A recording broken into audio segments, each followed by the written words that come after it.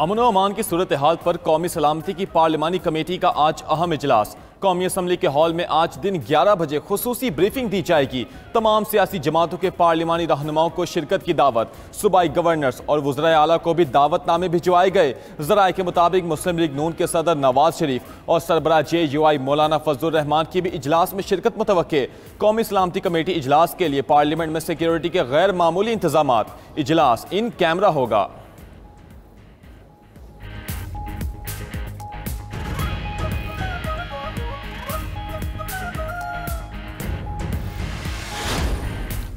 PTI की कौमी सलामती कमेटी इजलास में शिरकत बानी PTI से मुलाकात से मशरूत।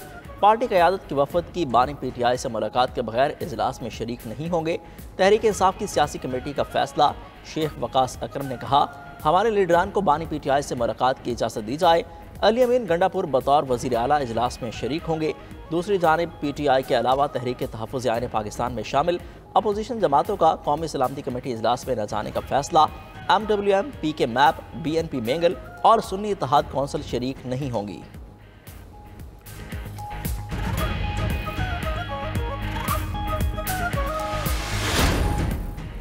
वज़ीर आज़म शहबाज शरीफ ने वफाकी काबीना का इजलास आज तलब कर लिया। मुल्क की सियासी और सिक्योरिटी सूरत हाल का जायजा लिया जाएगा। काबीना इजलास में कौमी सलामती कमेटी की तजावीज़ पर भी गौर किया जाएगा। वज़ीर आज़म से मारूफ अमरीकी मल्टीनेशनल IT कंपनी एफिनिटी के वफ्द की मुलाकात। वज़ीर आज़म का अमरीकी वफ्द की तरफ से IT शोबे में मजीद सरमायाकारी में दिलचस्पी का खैर मकदम। वज़ीर आज़म ने अमरीकी वफ्द को पाकिस्तान में आलमी मयार का कॉल सेंटर कायम करने की तजवीज़ दी। कहा, पाकिस्तानी अफरादी क़ुव्वत में आलमी मार्केट में मुसाबकती बुनियाद पर काम करने की इस्तेदाद मौजूद है। IT में 25 अरब डॉलर्स की बरामदात के हुसूल के लिए IT कंपनियों को तमाम सहूलियात फराहम की जा रही हैं। अमरीकी वफ्द ने पाकिस्तान में IT के शोबे में सरमायाकारी और कारोबार को इंतहाई मौजू करार दिया।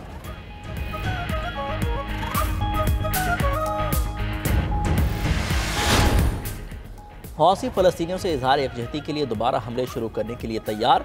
तर्जमान हौसी ने कहा कि इसराइल के साथ जंग बढ़ाने के लिए तैयार हैं। गजा जंग बंदी की वजह से बहीर अहमर में जहाज़ों पर हमले रोक दिए थे।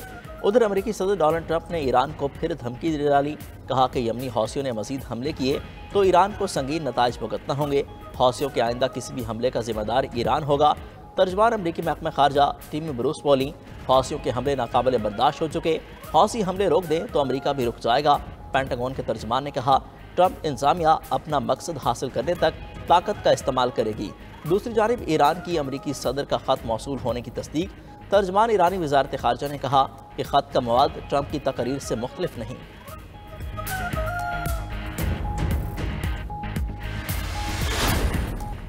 लबनान और शाम की सरहद पर झड़पें, 8 शामी फौजियों समेत 10 अफराद हलाक, 6 लबनानी शहरी भी जान से गए, 52 जख्मी। शाम ने झड़पों का जिम्मेदार हिजबुल्लाह को करार दे दिया। हिजबुल्लाह के इल्ज़ामात की तरदीद। उधर लेबनानी सदर ने सरहद पर मज़ीद फौजियों की तैनाती का हुक्म दे दिया। कहा कि सरहद पर जहरियत बर्दाश्त नहीं की जाएगी।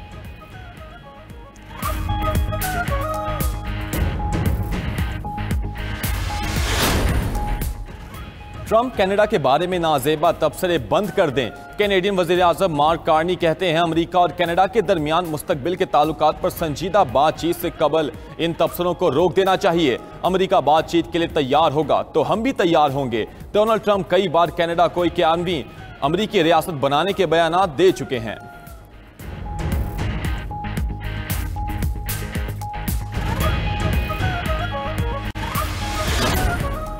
अमरीकी सदर 24 घंटे में रूसी हम मनसब से बात करेंगे। व्हाइट हाउस की तस्दीक। कहा, ट्रंप यूक्रेन जंग के साथ पावर प्लांट्स और कुछ असासों की तकसीम पर बात करने का इरादा रखते हैं। रूस ने भी दोनों सदूर में गुफ्तगू की तस्दीक कर दी। यूक्रेनी सदर की जानिब से रजामंदी के बावजूद रूस ने अब तक 30 रोज़ा जंग बंदी के लिए अमरीकी तजवीज़ पर इत्तफाक नहीं किया।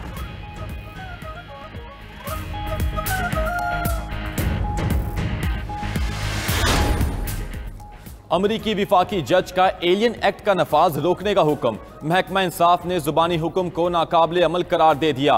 अदालत में 6 सफ़ात पर मुश्तमिल फाइलिंग में कहा कि जुबानी हिदायत हुक्म इम्तनाई के तौर पर काबिले अमल नहीं, तहरीरी अहकामात जरूरी हैं। अमरीकी मीडिया के मुताबिक ट्रंप इंतजामिया ने गुज़िश्ता रोज वेनेज़ुएला के 200 से ज़ायद जराइम पेशा अफराद मुल्क बदर कर दिए थे।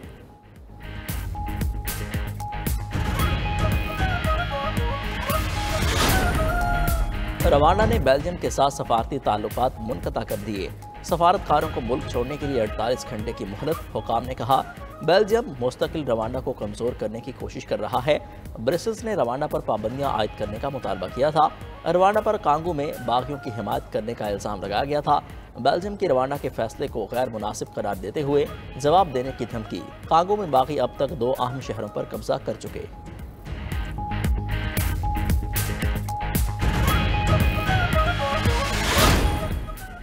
भारत में मुगल बादशाह औरंगजेब के मकबरे को गिराने की कोशिशें। नागपुर में हिंदू इंतहा पसंदों की मुसलमानों से झड़पें, गाड़ियां नजर आतिश और पथराव।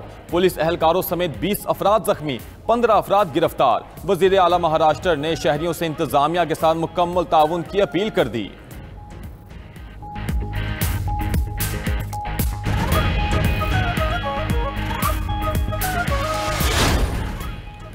उल्टा चोर कोतवाल को डांटे।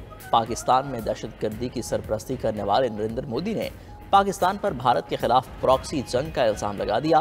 भारतीय वज़ीर आज़म के बयान पर पाकिस्तान का सख्त रद्दअमल। तर्जमान दफ्तर खारजा का कहना है भारतीय वज़ीर आज़म के रिमार्क्स गुमराहकुन और एकतरफा हैं। भारत ने अक़वाम मुत्तहिदा और कश्मीरी अवाम से किए गए वादे पूरे नहीं किए। भारत का झूठा बयानिया अपनी दहशतगर्दी और मज़ालिम नहीं छुपा सकता। भारत पाकिस्तान में दहशतगर्दी को हवा दे रहा है। मसला कश्मीर समेत तमाम तनाज़ात के हल के लिए पाकिस्तान मुज़ाकरात का हामी है। भारत के जहरियाना अज़ाइम ने अमन को यरगमाल बना लिया।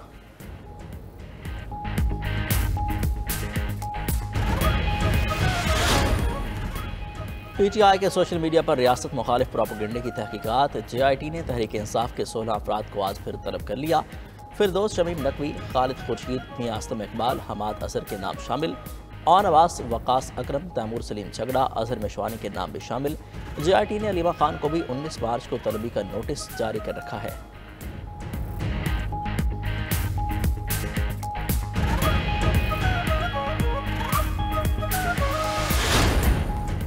सरकारी मुलाजमीन की तनख्वाह बढ़ेगी या नहीं, वजारत खजाना कन्फ्यूज। वज़ीर ख़जाना मोहम्मद औरंगज़ेब ने कौमी असम्बली में तहरीरी जवाब जमा करवाया कि आइंदा माली साल में सरकारी मुलाजमीन की तनख्वाहों में इजाफे की कोई तजवीज़ ज़ेर गौर नहीं। मुलाजमीन के अलाउंसेस और पे स्केल पर नजर सानी की तजवीज़ भी नहीं। वफाकी सरकारी मुलाजमीन की पेंशन बढ़ाने पर भी गौर नहीं किया जा रहा। वज़ीर ख़जाना के तहरीरी जवाब के बाद वज़ारत ख़जाना की वजाहतें। कहा कि वज़ीर ख़जाना ने कौमी असम्बली के फ्लोर पर खिताब करते हुए ऐसा कोई ऐलान नहीं किया और ना ही ऐसा बयान दिया। वज़ीर ख़जाना ने सरकारी मुलाजमीन के पे स्केल्स पर नजरसानी या उनकी तनख्वाहों के हवाले से कोई बात नहीं की।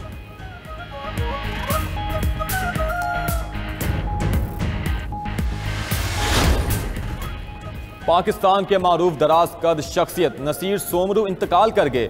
7 फुट 9 इंच कामत के नसीर सोमरू की उम्र 55 साल थी। नसीर सोमरू कई साल से फेफड़ों के आर्जे और जोड़ों के दर्द में मुब्तला थे।